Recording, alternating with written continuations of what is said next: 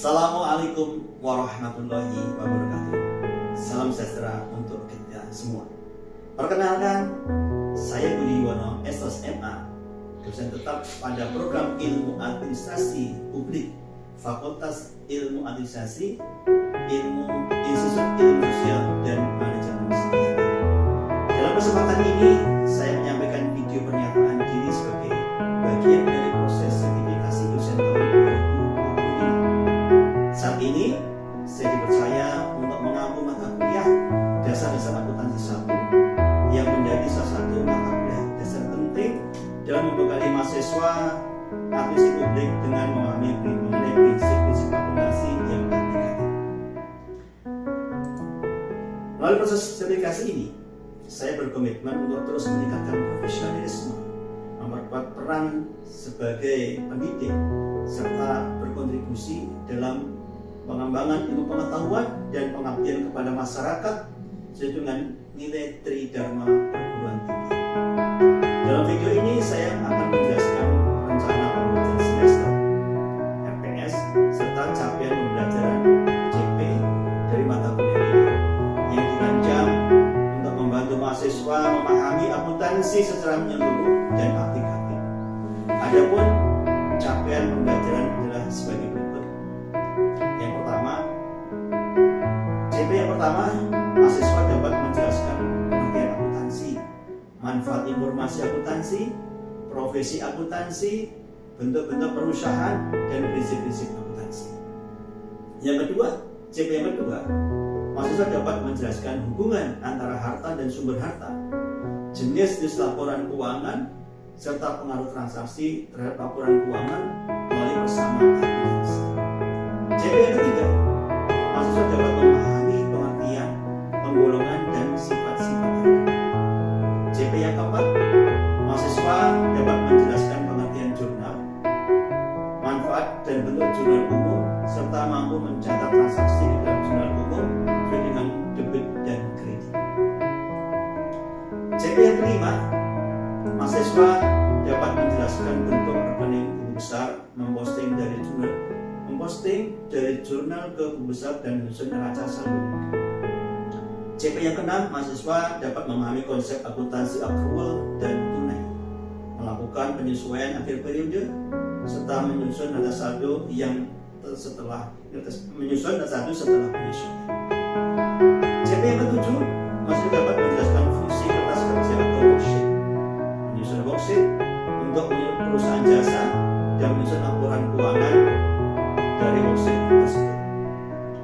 CP yang ke-8, mahasiswa dapat membuat jurnal penutup, menyusun neraca saldo setelah penutupan buku, serta membuat penyesuaian kembali. Seluruh capaian ini bertujuan untuk membentuk landasan kuat dalam pemahaman dan keterampilan akuntansi, terutama bagi mahasiswa yang akan bergerak di bidang administrasi publik. Pembelajaran dilakukan secara luring, yaitu pertemuan di kelas dan daring dengan media Zoom. Pertemuan perkuliahan dilakukan secara 14 kali, satu kali ITS dan satu kali UAS. Dan untuk semester ini perkuliahan dilakukan secara luring itu selama 10 kali, kemudian secara daring selama 4 kali. Maka untuk dalam video ini kami juga akan menayangkan mengenai salah satu pertemuan saya dengan mahasiswa, pertemuan dengan media Zoom, yaitu pada pertemuan yang kedua dalam video berikut ini.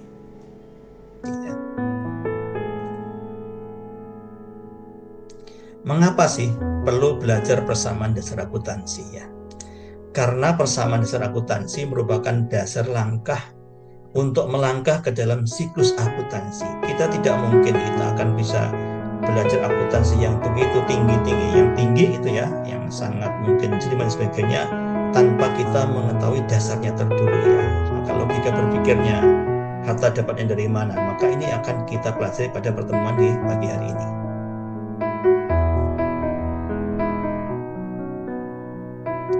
Jadi persamaan dasar akuntansi ini adalah menggambarkan pengaruh transaksi keuangan terhadap posisi keuangan perusahaan yang meliputi adanya harta ataupun aset dengan sumber dananya. Jadi harta ataupun aset itu sumber dananya dari mana gitu ya. Jadi sebenarnya akuntansi ini pasti tidak mungkin ya suatu harta aset itu ada tanpa adanya sumber dananya. Nah, inilah yang harus kita pelajari pada pagi hari ini.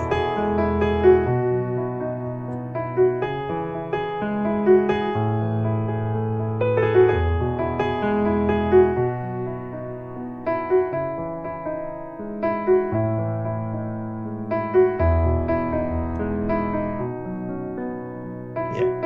Kemudian untuk memahami itu semua, maka saya akan masuk ke dalam ilustrasi berikut ini ya.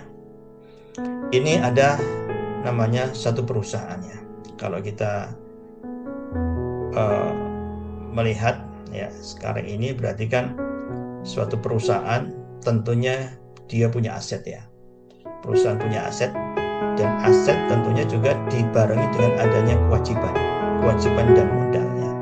Maka kita akan pelajari aset perusahaan itu sumbernya dari mana ya. Jadi dalam dasar akuntansi misalnya gini, suatu perusahaan A misalnya gitu, maka dia punya apa?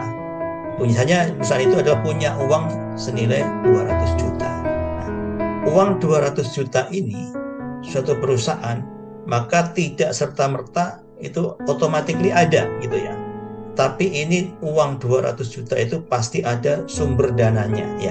Sumber dananya itu dari mana gitu ya. Maka misalnya perusahaan itu didirikan, dibentuk dengan badan hukumnya, maka perusahaan itu perlu namanya modal awalnya. Senilai di sini misalnya contohnya adalah 200 juta. Maka 200 juta ini karena ini perusahaan itu ada pemiliknya ya, maka ini 200 juta itu adalah sumbernya dari investasi dari si pemilik perusahaan, dari investor pemilik perusahaannya. Maka 200 juta itu datangnya dari pemilik perusahaan. Next, kemudian perusahaan juga punya mobil senilai berapa? 150 juta. Nah, mobil yang senilai 150 juta itu didapat dari mana? Ya gini, karena mobilnya ini harganya adalah 150 juta, maka si pemilik perusahaan ini menginvestasikan lagi dananya senilai 50 juta. Maka untuk membayar mobil, maka ini disebut dengan DP ya. DP 50 juta itu datangnya dari si pemilik perusahaan senilai 50 juta. Kemudian karena mobil harganya 150 juta berarti kan kurang 100 juta. Maka 100 juta ini adalah hutang ke dealer senilai 100 juta atau disebut dengan hutang ke leasing ya. Nah, biasanya itu yang diangsur ya oleh suatu perusahaan itu ya. Jadi ini mobil senilai 150 juta itu dari pemilik perusahaan ada 50 juta, kemudian sisanya itu adalah utang ke dealer senilai 100 juta, sehingga total 150 juta. Kemudian perusahaan, karena suatu perusahaan ini sudah punya modalnya, kemudian sudah punya mobil, maka untuk adminnya maka dia perlu adanya komputer ya. Maka dia beli komputer senilai 20 juta. Nah, kemudian 20 juta itu dapatnya dari mana gitu ya? Dapatnya dari 20 juta itu dari mana? Maka di sini saya ilustrasikan 20 juta ini adalah utang ke toko Galaxy senilai 20 juta. Jadi bisa dikatakan ya artinya adalah si komputer yang seharga 20 juta itu adalah berhutang ke toko Galaxy senilai 20 juta. Sehingga di sebelah kiri itu senilai 370 juta ya kan, 100, 150, 200 tambah 150 tambah 20 berarti ada 370 juta itu di sebelah kiri. Berarti sebelah kiri ini harus sama dengan di sebelah kanan, karena sumbernya dari sebelah kiri itu sumbernya dari sebelah kanan ya. Harta di sebelah kiri sumbernya dari sebelah kanan, maka di sebelah kanan harus totalnya harus 370 juta ya, sehingga totalnya adalah 370 juta. Jadi sudah persamaan dasar akuntansi ini sudah seimbang antara sebelah kiri dengan sama dengan di sebelah kanan. Ya. Kemudian sebelah kiri tadi itu yang dikatakan dengan aset, dengan harta, itu ada sebelah kiri. Kemudian di sebelah kanan ini ada dua, ya. Yang pertama dari modal atau ekuitas si pemilik senilai 200 ditambah 50 berarti 250 juta. Kemudian yang di sebelah kanan juga di samping ada modal, maka ada kewajiban utang ataupun kewajiban senilai 120 juta, ya. Jadi tadi dari utang ke 100 juta, kemudian utang ke Toko Galaxy 20 juta, sehingga totalnya adalah 370. Balance sebelah kiri sama dengan sebelah kanan. Jadi ini asik ya, kalau kita belajar akuntansi itu adalah kita pastikan bahwasanya yang di sebelah kiri ada sumbernya dari sebelah kanan.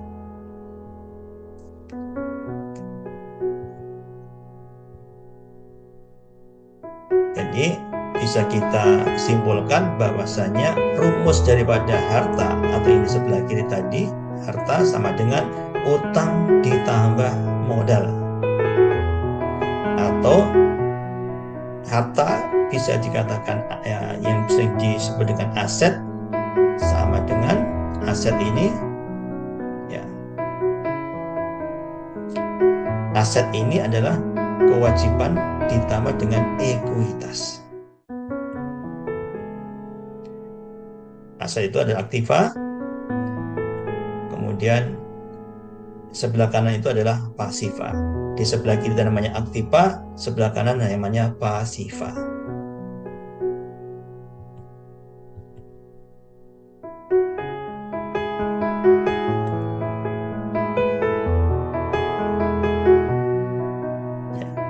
Sehingga persamaan akuntansi, aset sama dengan liabilitas sama ditambah dengan equity, atau aset harta sama dengan liabilitas ataupun utang ditambah dengan ekuitas modalnya.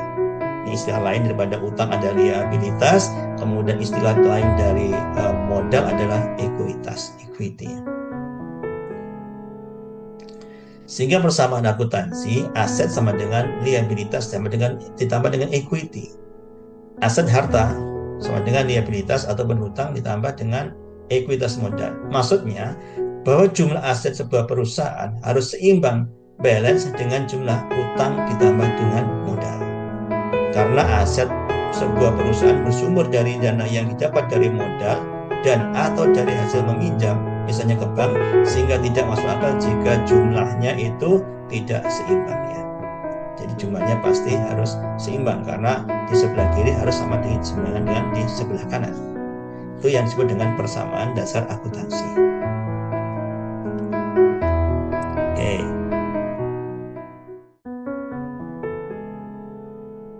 Ini saya contohkan, ya. Contohkan adalah saat seseorang mendirikan perusahaan, maka ia akan menyetor uang 100 juta sebagai modal awal. Maka kegiatan ini mempengaruhi modal di sisi kanan, aset kas pada sisi kiri, sehingga persamaannya. Nah, ini kita masuk ke dalam persamaan dasar akuntansi, ya. Misalnya di sini adalah seorang mendirikan perusahaan dengan menyetorkan uangnya 100 juta. Jadi di sebelah kanan itu adalah modal, penyetoran modal itu. Karena dia si pemilik menyetorkan uang 100 juta, maka itu disebut akunnya adalah akun modal, ya. Setorkan, kemudian harta ini masuk ke dalam harta perusahaan, maka ini masuk menjadikan kas perusahaan. Sehingga persamaan dasar akuntansi sama dengan asetnya di sebelah kiri itu ada kas, kemudian di sebelah kanan ada modal, ada modal ekuitas di sebelah kanan. Sehingga sebelah kiri sama dengan di sebelah kanan. Jadi bisa dilihat ini harus sama, ya, harus sama, totalnya adalah 100 juta.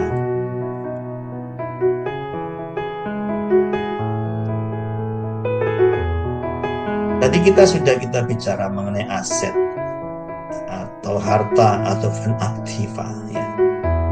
Apa sih yang namanya harta? Harta ataupun aset ataupun aktiva, semua yang dimiliki perusahaan yang dapat dinilai dengan uang. Contohnya misalnya ini ada gedung, ada mobil, ada komputer.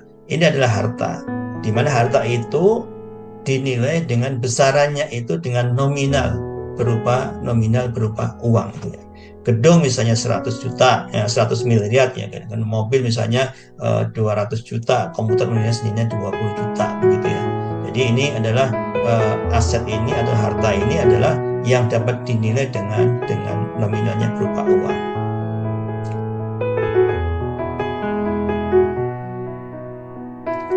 Kemudian kita bicara mengenai harta. Harta ini ada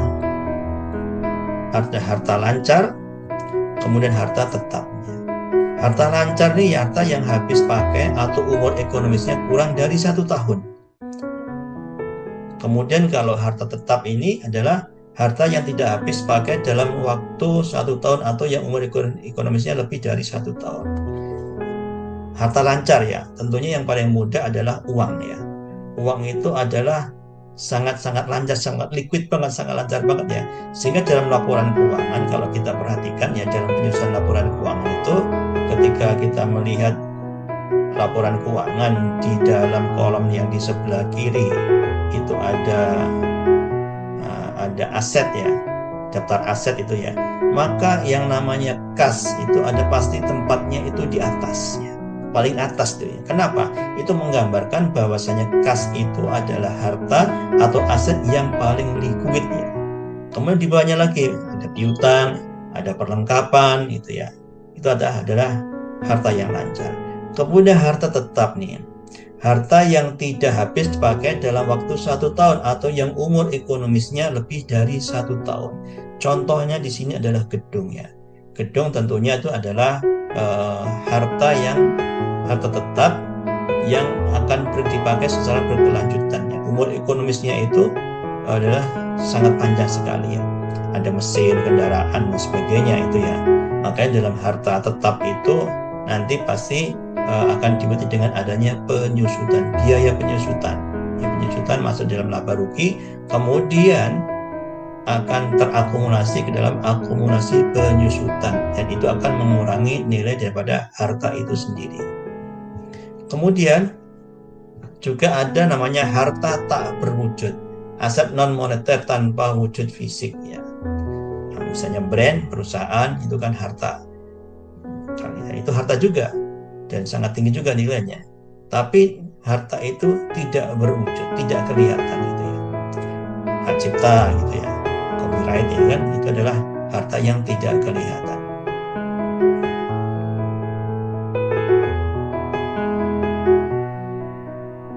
Ya. Tadi kita sampaikan akun-akun yang berhubungan dengan harta itu sendiri, dengan aktiva itu tentunya ada kas, ada tanah, bangunan, kemudian hasil tagih, piutang usaha, peralatan, perlengkapan, beban dibayar di muka. Itu untuk akun-akun aktiva. Kemudian utang ataupun kewajiban, liabilitas. Kewajiban merupakan utang atau kewajiban perusahaan kepada pihak lain akibat transaksi yang terjadi di masa lampau yang harus dibayarkan, dilunasi. Utang ini kewajiban merupakan utang atau kewajiban perusahaan kepada pihak lain akibat transaksi yang terjadi di masa lampau yang harus dibayarkan dan ataupun dilunasi. Jadi timbulnya utang ini pasti ada transaksi masa lampau ya, yang harus dibayarkan dengan menggunakan apa? Sumber yang ada di perusahaan itu sendiri. Itu namanya utang.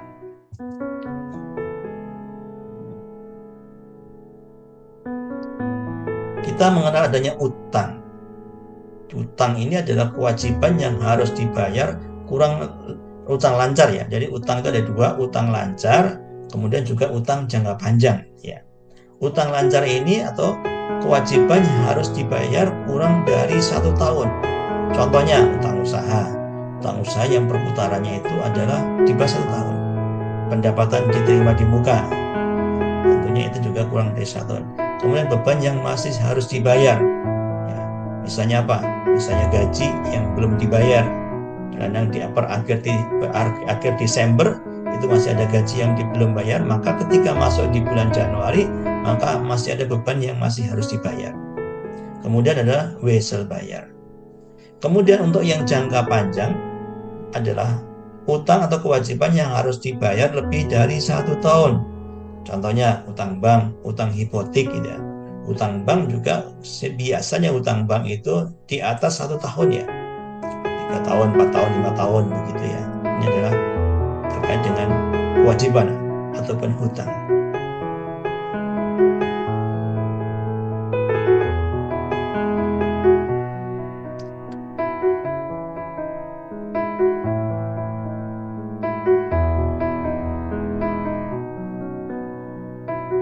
Ya, kemudian masuk ke dalam modal atau ekuitas.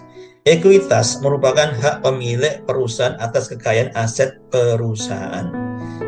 Jadi ekuitas ini adalah merupakan hak pemilik perusahaan atas kekayaan aset perusahaan. Sesuai dengan apa? Sesuai dengan yang diinvestasikan itu, gitu sih. Itu pemilik perusahaan itu sendiri. Akun-akun yang mempengaruhi adanya modal, tentunya pendapatan. Peningkatan ekuitas pemilik yang didapat oleh proses penjualan barang atau jasa kepada konsumen. Ya. Jadi modal itu, modal yang disetorkan oleh si pemilik perusahaan itu, kemudian perusahaan itu beroperasi, tentunya ada pendapatannya. Maka pendapatan ini maka akan berpengaruh kepada modal. Tentunya apa? Akan menambah modal. Kemudian beban. Beban, aset atau jasa yang digunakan dalam proses menghasilkan pendapatan. Maka untuk mendapatkan pendapatan ini, maka tentunya ada beban. Dan beban ini pengaruh kepada modal juga sebagai apa? Sebagai pengurang. Kalau pendapatan sebagai akan menambah modal, kalau beban mengurangi modal. Kemudian prive, ya. Ini adalah pengambil uang perusahaan untuk keperluan pribadi. Ini pengaruh kepada modal. Pendapatan menambah modal, beban mengurangi modal, prive juga mengurangi modal.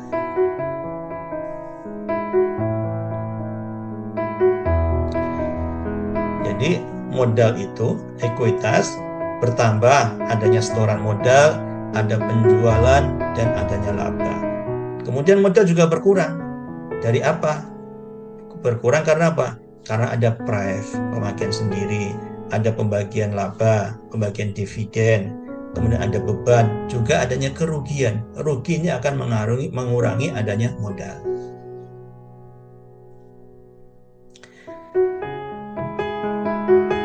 Ya.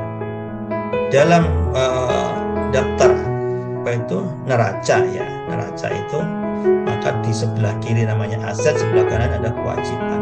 Maka neraca ini maka akan digambarkan seperti ini, yang sebelah kiri adanya aset terdiri dari kas, piutang, perlengkapan, persediaan, tanah dan bangunan, mesin, mobil, dan alat kantor. Kemudian yang di sebelah kanannya apa? Kewajiban dan ekuitas. Kemudian ada utang dagang, ya, utang usaha, kemudian dari modal itu sendiri, ya. Jadi sebelah kiri aset tadi sama dengan kewajiban ditambah dengan ekuitas.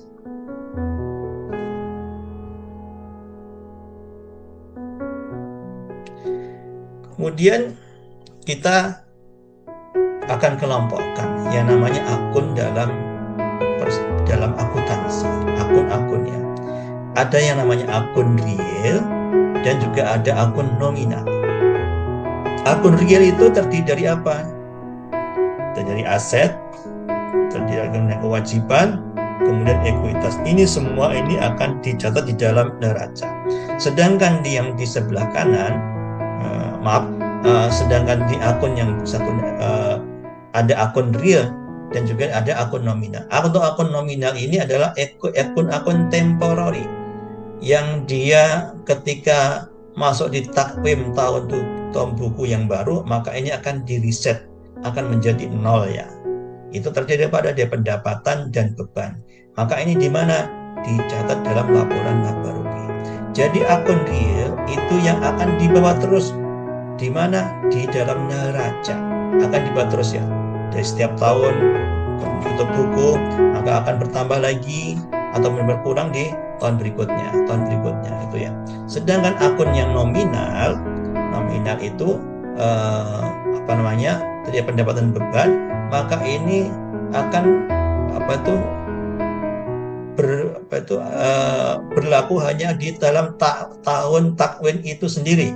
Misalnya tahun 2024 ya, 2024. Maka pendapatan dan beban ini maka ini akan bertambah terus di tahun 2020. Nah, setelah akhir tahun 2024 nanti, maka akun nominal ini akan ditutup. Ada namanya jurnal penutup. Sehingga pendapatan dan beban tadi akan berpengaruh kepada mana? Kepada ekuitas. Akan menambah ekuitas ataupun akan mengurangi pada ekuitas. Itu di mana nanti akan ada di dalam jurnal penutup. Ya. Jadi ini akun itu ada akun real dan akun nominal.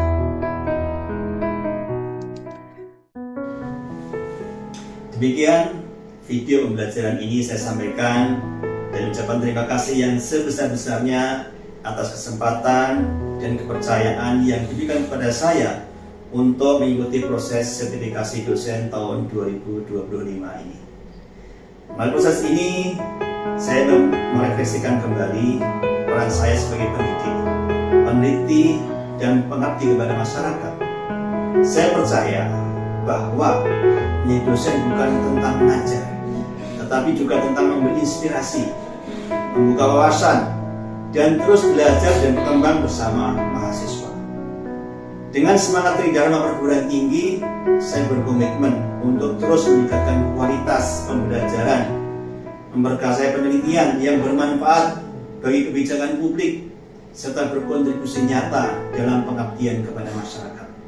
Akhir kata, saya mohon doa restu dan dukungan dari semua pihak agar saya dapat menjalankan amanah ini dengan baik dan menjadi bagian insan akademik yang profesional, bermartabat dan berdampak positif bagi bangsa. Demikian kami ucapkan terima kasih. Assalamualaikum warahmatullahi wabarakatuh.